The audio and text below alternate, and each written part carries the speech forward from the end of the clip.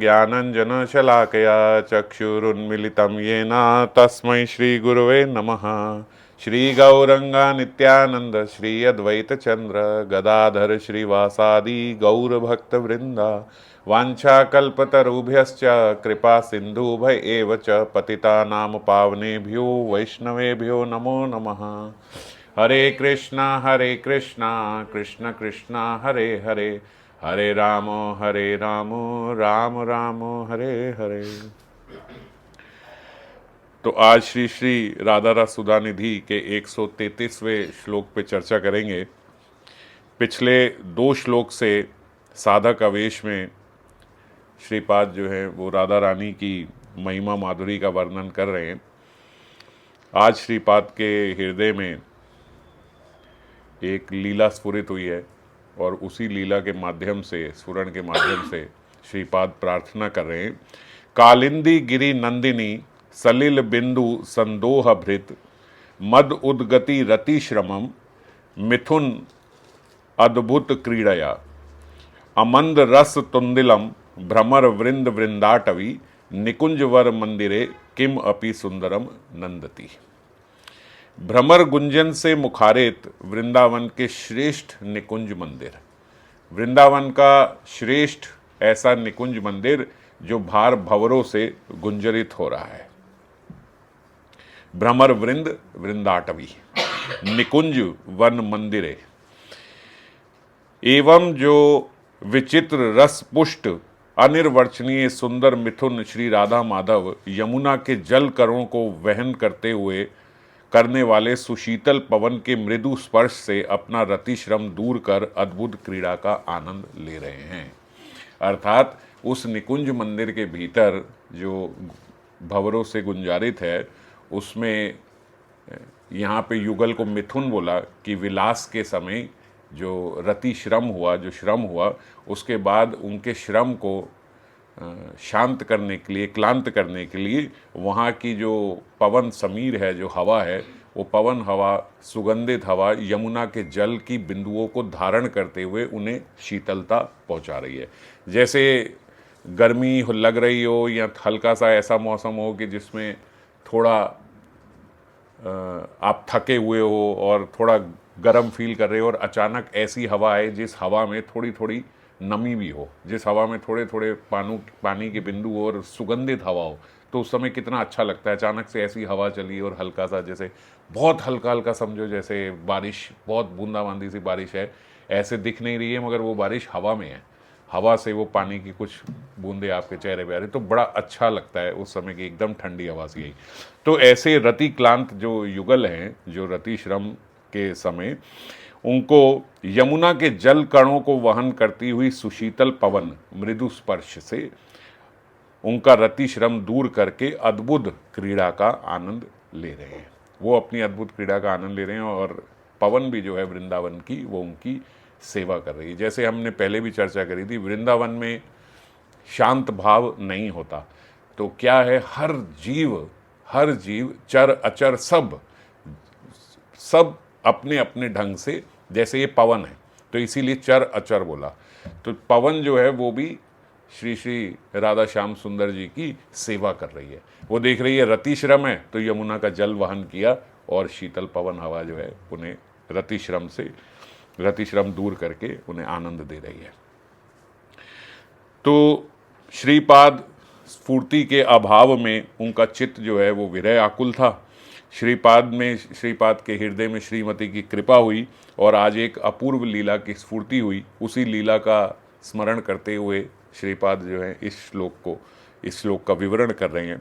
किंकरी रूप में श्रीपाद अपने आप को देख रहे हैं कि वो मधुर वृंदावन की बड़ी निरूपम शोभा जो है उसको देखकर आनंदित हो रहे हैं। वृक्ष वल्लरियों पर राशि राशि कुसुम विकसित है। जैसे हम अगर आंख बंद करके देखें वृंदावन को, इमेजिन करें हम, उनके भीतर तो लीला स्फुरण हो रही है जैसे साक्षात वो वहीं पे हैं। पर हम लोग अगर जैसे निशांत लीला में अगर हम लोग देखें, स्मरण करने का प्रयास करें, तो निशांत लीला में हम लोग ऐसे ही स्मरण करते हैं जैसे बड़ी सुंदर पवन चल रही है और मधुर वृंदावन की बड़ी बड़ी निरूपम शोभा है। वृक्ष वल्लरियों पर राशि राशि कुसुम विकसित है। आप वृक्ष देखोगे तो ऐसा ही आपके हृदय में आएगा कि जैसे हर वृक्ष पे बहुत सारे फूल खिले हुए हैं और अलग अलग वर्ण के पुष्प हैं। हालांकि ऐसे निकुंज भी हुआ करते हैं, ऐसे कुंज भी हुआ करते हैं जो एक ही वर्ण के होते हैं। तो क्या होता है, लीला में हम लोग ऐसा पढ़ते हैं कि आज जैसे ऐसे निकुंज में घुसे जिस निकुंज में सब कुछ पर्पल कलर का है, तो वहाँ के सारे पुष्प पर्पल कलर के हैं। और जनरली ये ऐसा होता है अमावस वाली रात्रि में, या अमावस से 1-2 दिन पहले या 1-2 दिन बाद। तो डार्क कलर के निकुंज में उस समय वहाँ पे अभिसार होता है और वहीं पे विलास होता है। उस समय श्रीमती जी भी जो हैं वो एकदम गहरे जामुनी रंग के या नेवी ब्लू या ब्लैक कलर के वस्त्र पहनेंगी, और निकुंज भी ऐसा ही देखते हैं जो सारा जिसमें बिल्कुल पर्पल कलर के ही वृक्ष हों, डार्क वुड्स हों उनकी वृक्षों की। तो ऐसा निकुंज की एकदम ऐसे उसी में लीन हो जाए, पता ही ना लगे। और अगर पूर्णिमा की रात्रि है या पूर्णिमा से 1-2 दिन पूर्व या पूर्णिमा से 1-2 दिन आगे, तो उस समय जो है चांद उज्जवल रोशनी दे रहा होता है। तो उस समय ऐसा निकुंज जहाँ पे सारे वृक्षों के जो पुष्प हैं वो सफ़ेद वर्ण के हैं, या उससे थोड़ा सा आगे जाएं तो फिर पीले रंग के सारे हैं, ताकि बिल्कुल जो लाइट आ रही है उसी में कैमोफ्लेज एकदम ऐसे हो जाए। और किशोरी जी भी सफ़ेद रंग के ही वस्त्र पहने। इसीलिए आप मंदिरों में भी देखो तो ब्रज में मंदिरों में पूर्णमासी वाले दिन एकदम सफ़ेद वस्त्र होते हैं राधा श्याम सुंदर के, और अगर आप अमावस्या में देखोगे तो काले रंग के वस्त्र पहनाए जाते हैं, क्योंकि ये ऐसे वेशभूषा उसी हिसाब से होती है कि रात्रि में छुप के निकलना है। तो छुप के कैसे निकलेंगे, जैसा कलर बाहर है आसमान का, जैसा प्रकाश पड़ रहा है बिल्कुल वैसे ही कलर में होके चलते हैं और वैसे ही निकुंज हो जाते हैं। तो ऐसे निकुंज भी होते हैं जो एक ही वर्ण के पुष्प हैं, पूरे निकुंज में एक ही वर्ण के पुष्प हैं। अगर पिंक हैं तो सारे ऐसे अलग अलग प्रकार के पुष्प होंगे, पर वर्ण एक ही होगा, पिंक कलर का। और उस दिन सब सखियों ने भी पिंक कलर के ही वस्त्र पहने होंगे, गुलाबी रंग के। और ऐसे निकुंज भी होते हैं जो बड़ी सुंदर शोभा है जिनकी, कि यहाँ पे गुलाबी रंग के वो हैं, वहाँ पे सफ़ेद रंग के पुष्प हैं, वहाँ पे लाल रंग के पुष्प हैं, बड़े अलग अलग प्रकार के, और बहुत सुंदर ऐसा जो दृश्य है वो आप देख रहे हो कि रंग बिरंगे पूरा ऐसे कलरफुल। ऐसी कुछ पेंटिंग्स भी हैं जो हम लोग ऐसे देखते हैं ना वृंदावन में, तो बहुत सारे वर्णों के पुष्प हैं। और वहीं पे सुगंधित पवन भी वहीं आ रही है, और भ्रमर जो हैं वहीं पे गुंजारित हो रहे हैं उनके आसपास ही, क्योंकि जब कुसुम होगा, कुसुम की सौरभ होगी, तो वहाँ साथ में भंवरे भी आएंगे। कुसुम सौरभ से आकृष्ट होकर भ्रमरों के झुंड फूलों के गुच्छों पर मंडरा रहे हैं। मानो वृंदावन मधुप समूहों से भर गया है। कोकिलों का पंचम तान, जो कोकिल है उसकी पंचम तान होती है कोयल की, और विविध पक्षियों के आनंद कूजन से वन भूमि मुखारित हो रही है। सारी वन भूमि ऐसा ही वो दृश्य देख रहे हैं श्रीपाद मंजरी स्वरूप में। इसी मधुर वृंदावन के यमुना तट पर एक श्रेष्ठ मंदिर है, निकुंज मंदिर, जो हम मंदिर बोलते हैं वो यानी उनका गृह है निकुंज मंदिर। लता जाल वेष्टित घने तर समूह, ये जो हम चर्चा करते हैं ना, अभी 1-2 श्लोक पहले भी आया था कि वो लता जाल से एकदम वेष्टित है, एकदम छुपा हुआ है, ऐसे दिख ही नहीं रहा वृक्षों के बीच में जैसे यहाँ कुछ है। और उनके पल्लव पुष्प आदि से गठित है यह निकुंज वन। ऐसे लग रहा है निकुंज वन बना ही वो पत्तों और पुष्पों से हुआ है। इतने गहरे उसमें पत्ते और पुष्प और वृक्ष ऐसे हैं जैसे आपने कहीं देखा होगा, अगर हम कोई प्राचीन घर देखें जो कच्चे घर बने होते हैं, तो उसमें लताएं जो होती हैं वो इतनी अंदर चली जाती हैं कि दीवारों से भी ऐसे पत्ते निकल रहे हैं और वो सब निकल रहे हैं ना। तो उसी प्रकार का निकुंज मंदिर कि इतना, क्योंकि घना वेष्टित है लताओं से, तो सारी लताएं उसी के बीच में से ऐसे निकल रही हैं कि सारी दीवारों पे भी पत्ते पत्ते पुष्प पुष्प ऐसा ही दिख रहा है। और बीच में होता क्या है, बीच में मणियाँ होती हैं, पर मणियाँ वेष्टित हो जाती हैं और पत्ते पुष्प सारे इत्यादि वो सब उसमें फैल जाते हैं। इसका शिखर देश मधुप झंकार से मुखारित है। तो जो ऐसा एक, अगर आप कमरा इमेजिन करो, एक ऐसी एस्थेटिक थोड़ी एक ऐसी हट बनी हुई है समझो, ऐसे बीच में एक वेष्टित जो लताओं से है और सारे पुष्प हैं, तो ऊपर भी उसके पुष्प पुष्प सारे होंगे, सब वृक्ष ही होगा। तो बिल्कुल जो ऐसा एक निकुंज मंदिर है उसके ऊपर क्या होगा, तो ऊपर भी बहुत सारे भंवरे गुंजरित हो रहे हैं, क्योंकि सारे पुष्प ही पुष्प हैं और पुष्पों के ऊपर ही भंवरे आए हैं। यह श्री श्री राधा माधव के स्वच्छंद विलास का स्थान है। ये स्वच्छंद विलास का स्थान क्यों बन गया? क्योंकि ये किसी को दिखेगा ही नहीं। अगर कोई वहां आ भी जाए तो उसको पता ही नहीं है कि भीतर ऐसा कोई हिडन निकुंज मंदिर भी है, ऐसा कोई भीतर अंदर हिडन कमरा भी है।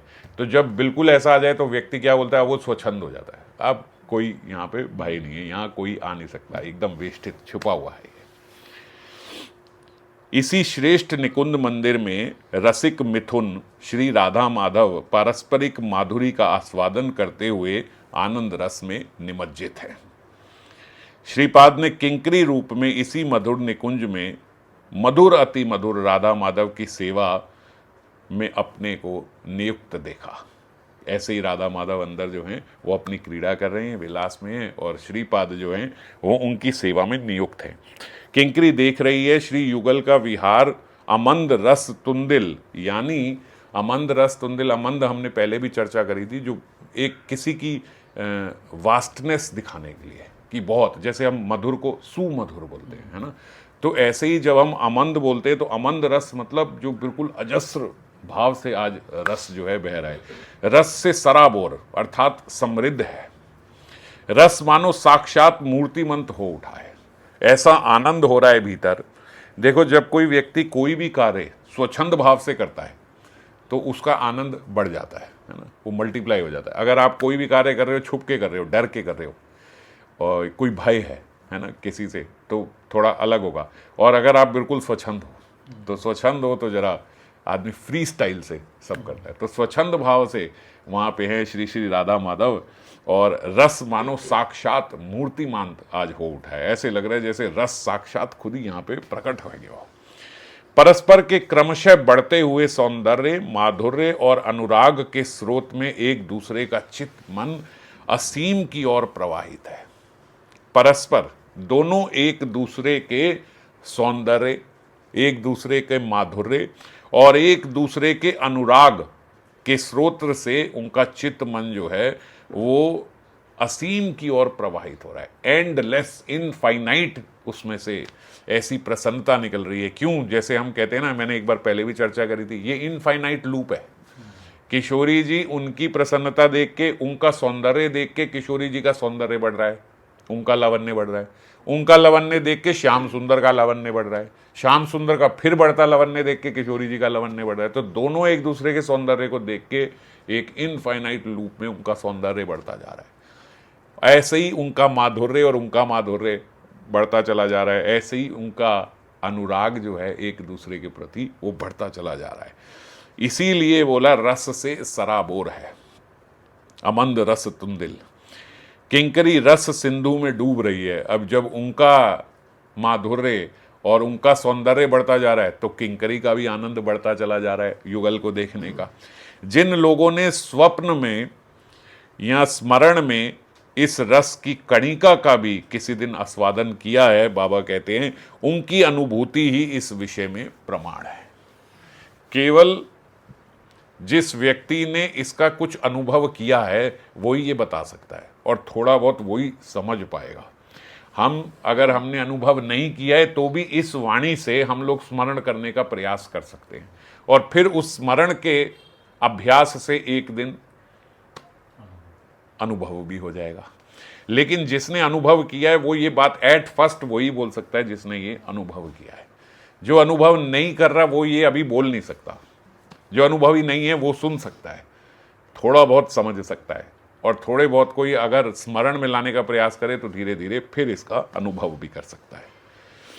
श्री युगल की यह अमंद रस तुंदिल, यानी जो अमंद गति से रस बढ़ रहा है, विहार माधुरी व्याख्या द्वारा समझने की वस्तु नहीं है। बाबा कह रहे ये जो ऐसा विहार है, जो ऐसा रस है, ये केवल व्याख्या से नहीं समझा जा सकता। थोड़ा इसका स्मरण करना होगा और फिर स्मरण से अनुभव होगा। यह तो मानो मूक आस्वादनवत है। मूक आस्वादनवत क्या होता है कि जैसे किसी गूंगे को आस्वादन हो गया, अब वो कैसे बताए? गूंगा है, आस्वादन तो हो रहा है मगर बोले कैसे? बोल नहीं सकता, गूंगा है। तो मूक आस्वादनवत है।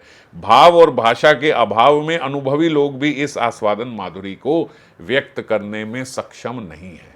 क्या करें? वो बता नहीं सकते कैसा आनंद हो रहा है। पारस्परिक सानिध्य ने एक दूसरे को उन्मादित कर डाला है। दोनों एक दूसरे के जो साथ में हैं, जो सानिध्य हैं, जो पास हैं, उसने एक दूसरे के आनंद को बढ़ाते बढ़ाते बढ़ाते बहुत आगे ले गया। किंकरी कुंज रंजरों पर आंखें रखे अपने चिर आकांक्षित युगल विलास माधुरी का प्राण भरकर आस्वादन कर रही है। ये जितना आस्वादन उनको हो रहा है, कोटि गुना ज्यादा आस्वादन किंकरी को होता है उन्हें देख के, किशोरी जी के माध्यम से। युगल सरकार अद्भुत विहार में परिश्रांत है। जो ऐसा अद्भुत विहार हुआ, अब इसमें थोड़े थक गए हैं, परिश्रांत हैं। उनके रति श्रम को दूर करने के लिए यमुना जल कर्णवाही शीतल समीर सेवा में नियुक्त है। अब ये देखो, शीतल समीर सेवा में नियुक्त है। अब जो है शीतल समीर की बारी आई सेवा करने की, क्योंकि सब वहां सेवक भाव में ही हैं। तो वो क्या करती है, यमुना तट पे ही होते हैं ये सब निकुंज मंदिर, तो यमुना का जल वाहन करके, उसके कणों को वाहन करके समीर बह रही है। यहाँ के आकाश, पवन, जल, सूर्य, चंद्र सभी लीला के सेवक हैं।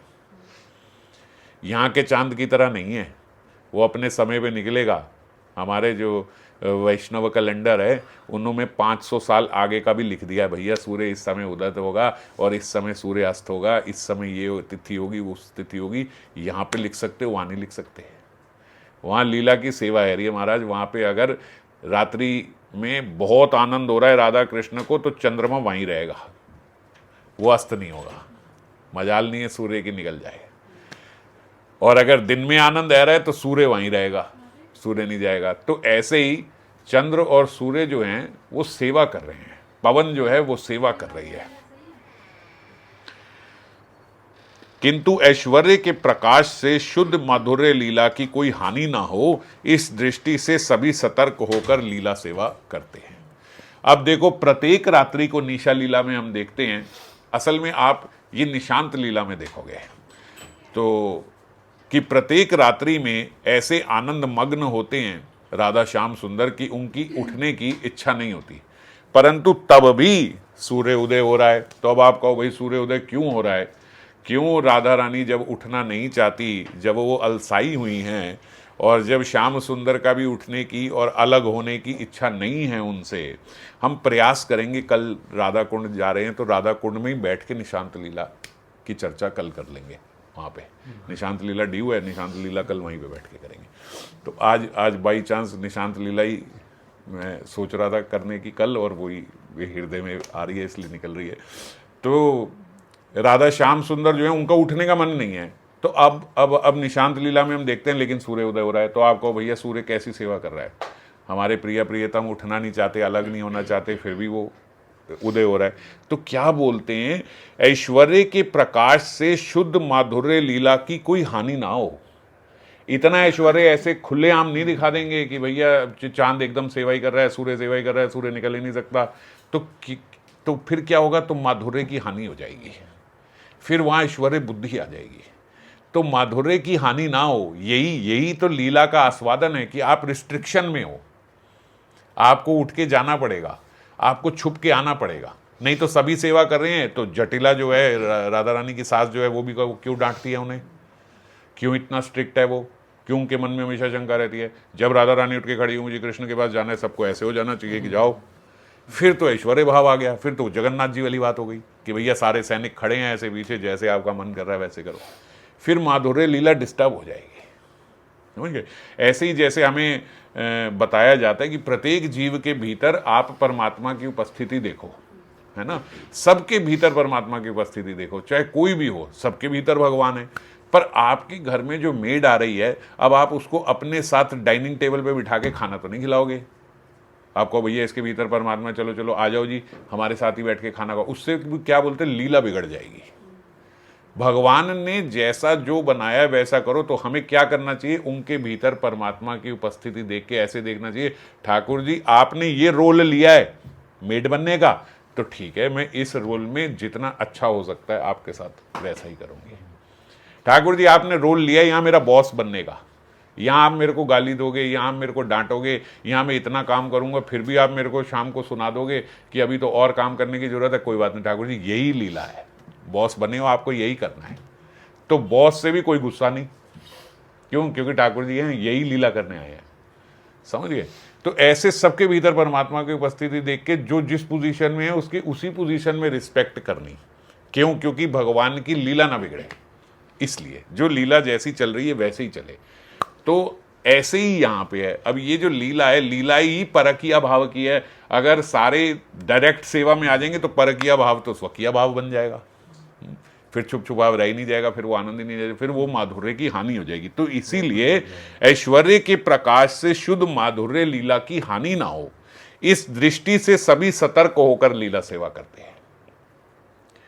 चंद्रमा हो सकता है वहां पे रात को निकले और 100 वर्ष तक की रात्रि तक चंद्रमा वहीं पे रहे, पर किसी को आभास नहीं होगा कि 100 वर्ष बीत गए रात को, वो ऐसे लगेगा एक रात ही बीती है, समझ गए। अब ये चंद्रमा और भगवान के बीच की बात है, उसको पता है कैसे सेवा क्या करनी है। आपके भीतर ये आएगा ही नहीं कि आज रात इतनी लंबी हो गई, क्योंकि जब सब आनंद में निमग्न है, सोने वाले सो रहे हैं, वहां की निंद्रा ही रहेगी, पता ही नहीं। मान लीजिए आप रात को सोए और जब सुबह उठे तो 100 वर्ष बीत चुके हैं, और सिर्फ आप ही के लिए नहीं, सारी सृष्टि वैसी की वैसे ही है।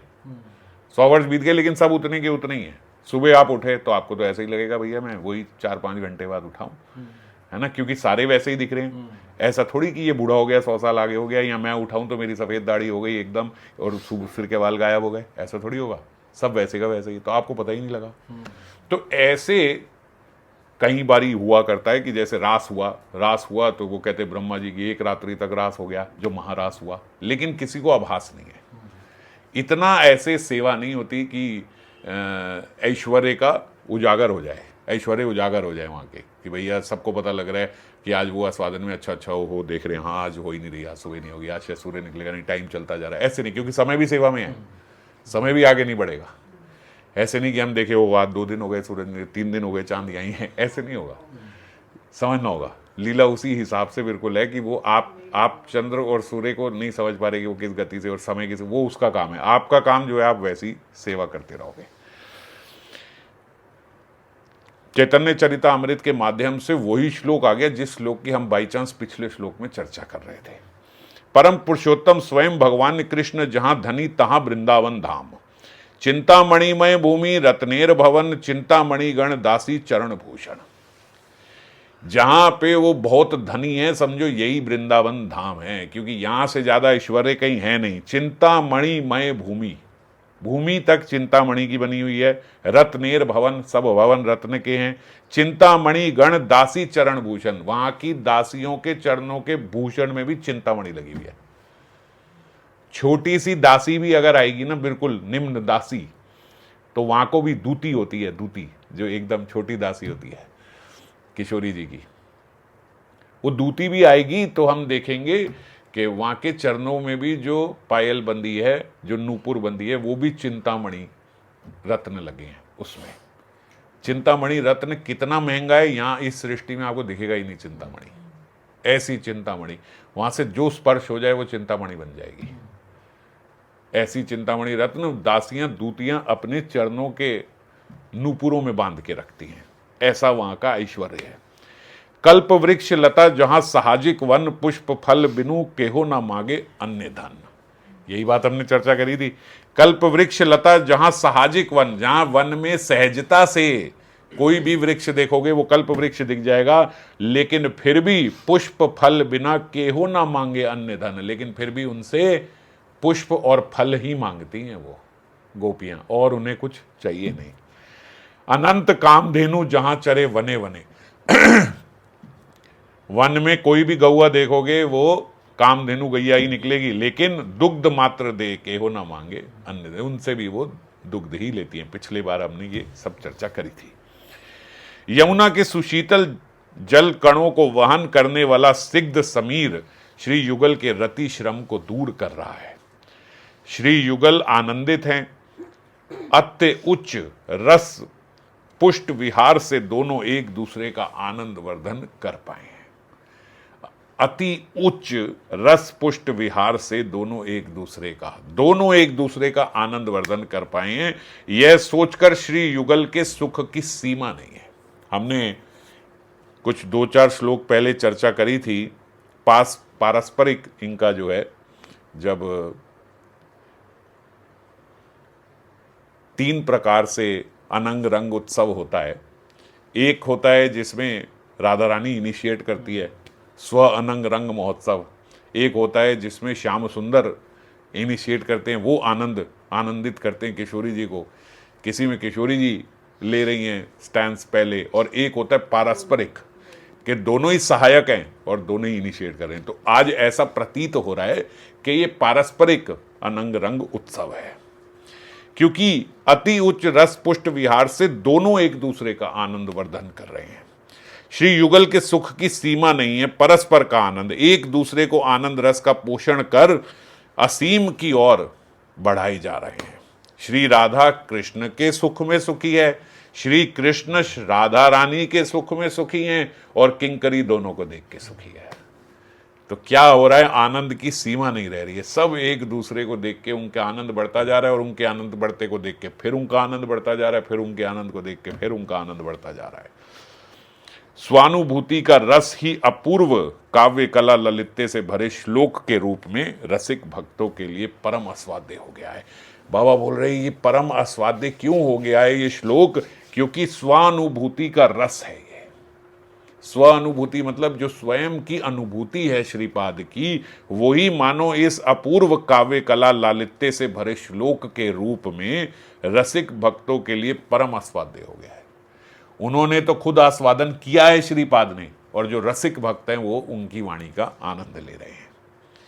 राधा किंकरियां सभी रसों को पसंद नहीं करती। ऐसा नहीं है कि किंकरियां जो हैं वो तो किसी भी रस से आनंदित हो जाती हैं, ना, सभी रसों से आनंद नहीं होती। सुख की दृष्टि से जो पराकाष्ठा को प्राप्त है वही उनका काम्य है। जो सबसे श्रेष्ठ रस है किंकरियों को वही चाहिए, उनको वही चाहिए। सभी विश्वजन जो हैं ये सुख के अनुसंधान में लगे हैं। अब यहां बाबा बोलते देखो, सारी सृष्टि के सारे जीव, केवल मनुष्य नहीं, सब जीव जो हैं वो सुख के अनुसंधान में ही लगे हैं। अभी हम जीवों की ना बात करके केवल मनुष्य को ही समझते हैं, नहीं तो बहुत आगे विस्तार हो जाएगा नर्थ निवृत्ति का यहाँ पे। तो सब मनुष्य जो हैं वो हर कोई हर कार्य किस लिए करता है, अपने सुख के लिए। अगर कोई चिल्ला भी रहा है किसी पे तो किस लिए चिल्ला रहा है, अपने सुख के लिए, कि इसको सुना के मेरे को शांति पड़ती है। कोई किसी के साथ हिंसा भी कर रहा है तो क्यों कर रहा है, अपने सुख के लिए। मैं इसे 2 थप्पड़ मार दूंगा मुझे शांति मिलेगी। मिलती नहीं है पर सोच तो यही होती है, विचार तो यही होता है, तभी तो वो कर रहा है। तो कोई गुस्सा भी हो रहा है तो क्यों हो रहा है, अपने सुख के लिए। इंद्रिय तृप्ति वगैरह तो सब आप जानते ही हो कि सब अपने सुख के लिए करते हैं। मैं बोल रहा हूं कोई हिंसा भी करे, मारे भी, कुछ भी करे, चुगली करे, कलेश करे, लड़ाई करे, वो भी किस लिए करता है, अपने सुख के लिए। हर जीव यहां पे अपने सुख के अनुसंधान में लगा है। किंतु प्राकृत सुख का सूत्र कहां है, बाबा कहते यह बात अनेक लोग नहीं जानते कि इसका स्तोत्र कहां है। असल में सुख मिलेगा कहां से, जो हम सुखी होना चाहते हैं वो सुख, वो आनंद कहां है, उसका स्तोत्र कहां है। जैसे गंगा गंगोत्री से निकल रही है, उसका स्तोत्र है गंगोत्री। यमुना यमुनोत्री से निकल रही है, उसका स्तोत्र है यमुनोत्री। ऐसे जो सुख का प्रवाह हो रहा है, अगर कुछ लेश मात्र सुख इस जगत में है तो वो सुख का स्तोत्र कहां है। जहां वो स्तोत्र है वहां की तरफ भागेंगे तो सुख मिल पाएगा ना, नहीं तो कैसे मिल पाएगा। तो स्तोत्र के तरफ कौन जाना चाहता है, कोई जाना नहीं चाहता। कि सुख कहां से निकल रही है किसी को नहीं पता। परिणाम यह है कि पृथ्वी के अधिकांश मानव ठगे जा रहे हैं। इसीलिए हम लोग ठगे जा रहे हैं, बुद्धू बनते जा रहे हैं, क्योंकि हमें यही नहीं पता कि वास्तविक में सुख आ कहां से रहा है। अब आपके यहां एक नाला बह रहा और आपको भैया यही नदी है, और वहां के नाले को ही नदी मान के जीवन व्यतीत करते रहोगे तो ठगे ही जाओगे। वास्तविक में नदी कहाँ है और नदी कहाँ से आ रही है, उसका क्या स्तोत्र है, ये हमें पता ही नहीं है। स्तोत्र छोड़ो, हमें ये नहीं पता कि सुख है क्या। सुख के स्तोत्र तो बहुत दूर की बात है, सुख क्या है हमें ये भी नहीं पता। जो परिणाम विरस ठगा जा रहा है, क्यों, क्योंकि ये वाला जो सुख है ये परिणाम विरस है। परिणाम में इसके कोई आनंद नहीं मिलता। जो भी हम इंद्रिय तृप्ति करते हैं ये परिणाम विरस है। इसके परिणाम में, इसके एंड में क्या मिलता है, कुछ नहीं, कोई आनंद नहीं मिलता। आप अपनी फेवरेट वस्तु खाओ, मजा आ गया, आनंद आ गया। परिणाम क्या है, मल और मूत्र। और क्या परिणाम है इसका, कितनी देर खा लोगे? और कोई अशुद्ध आप भोजन कर लो, आनंद तो लोगों को उसमें भी आ जाता है, भैया हमें तो चाउमीन ही अच्छी लगती है। वो खाया, एंड में क्या हुआ, परिणाम क्या हुआ? एसिडिटी, वॉमिटिंग, गैस, ये क्या है? तो जो परिणाम विरस है वो सुख कैसे है? वो सुख नहीं है, पर हम ठगे जा रहे हैं, हमें पता ही नहीं, हम इसको सुख समझ रहे हैं। प्रचुर दुखप्रद है, नश्वर है, अपात मधुर है। ये सारी चीजें क्या है? ये भौतिक सुख जिसको हम मानते हैं उसमें ये सारी प्रॉपर्टीज हैं। कई बार तो भोगते हुए भी सुख नहीं लगता। बहुत मिर्ची वाला खाना अच्छा लगता है, खाते खाते भी आंख में से आंसू निकल रहा है, उसके साथ कुछ पीने को भी चाहिए, कुछ मीठा भी चाहिए, लेकिन बड़ा ऐसा लगता है बड़ा अच्छा लग रहा है मिर्ची वाला खाना। तो दुखप्रद है, लेकिन इसी में आनंद माना हुआ है, इसी को सुख माना हुआ है। तो समझ रहे हो, सुख की परिभाषा ही हमारी बहुत गलत है। इसीलिए बाबा यहां बोल रहे हैं ठगे जा रहे हैं, हमें पता ही नहीं सुख क्या है। इसीलिए मैं ये बात बोल रहा हूं कि सुख का स्तोत्र छोड़ो, हमें सुख क्या है ये भी नहीं पता। इस सुख अथवा आनंद की खोज में ही समय समय पर न्याय, सांख्य, मीमांसा आदि छठ दर्शन का आविर्भाव हुआ है। इसीलिए हमारे ऋषियों ने ये असल में सुख क्या है ये बताने के लिए हमारे साहित्य में, भारत में 6 प्रकार के दर्शन हैं, जिसको छठ दर्शन बोला जाता है, जिसमें एक न्याय दर्शन है। न्याय दर्शन जो है वो महर्षि गौतम ने दिया है। न्याय दर्शन, अब विस्तार में नहीं जाएंगे। न्याय दर्शन जिसके माध्यम से हम लोग लॉजिकली सत्य को जानने की कोशिश करते हैं, उसको न्याय दर्शन बोलते हैं। एक वैशेषिक दर्शन होता है जो महर्षि कणाद ने दिया है। ऐसे ही एक सांख्य दर्शन है जो हम जानते हैं भगवान कपिल ने आके दिया। योग दर्शन है जो पतंजलि ने दिया, और मीमांसा दर्शन है जो जैमिनी ने दिया। ये सब हमने समय समय पर चर्चा करी है कि जैमिनी ने यज्ञ आदि को, इन सबको बढ़ाया, तो उन्होंने यज्ञ के माध्यम से जो अपना दर्शन प्रस्तुत करा, वो अलग के इनमें से कोई भी दर्शन जो है उसको हम सही नहीं मानते, चाहे वो न्याय हो, वैशेषिक हो, सांख्य हो, योग हो, मीमांसा हो। अंत में भगवान व्यास ने वेदांत दर्शन दिया। वेदांत दर्शन जो है ये इसके द्वारा ही महर्षि व्यास द्वारा रचित ये ब्रह्म सूत्र है, और इसको ही हम उत्तर मीमांसा भी बोलते हैं। अगर कहीं बोले उत्तर मीमांसा दर्शन है तो वो यही वाला वेदांत दर्शन ही होता है। इसी दर्शन का प्रथम सूत्र हम सब जानते हैं, अथातो ब्रह्म जिज्ञासा, जो शुरुआत ही यहाँ से होती है, अथातो ब्रह्म जिज्ञासा, कि सबसे पहले ये पता लगे कि मैं कौन हूँ, भगवान कौन है, मेरा उनसे क्या संबंध है। यहीं से जो प्रारंभ होता है। व्यक्ति अगर कहीं अध्यात्म में प्रारंभ करने लगेगा, कहीं भी अगर कभी वो जीवन में सच में सुख की ओर भागेगा और सुख और आनंद को प्राप्त करना चाहेगा, तो पहला प्रश्न उसके अंदर ये उठेगा, हु एम आई, मैं कौन हूं।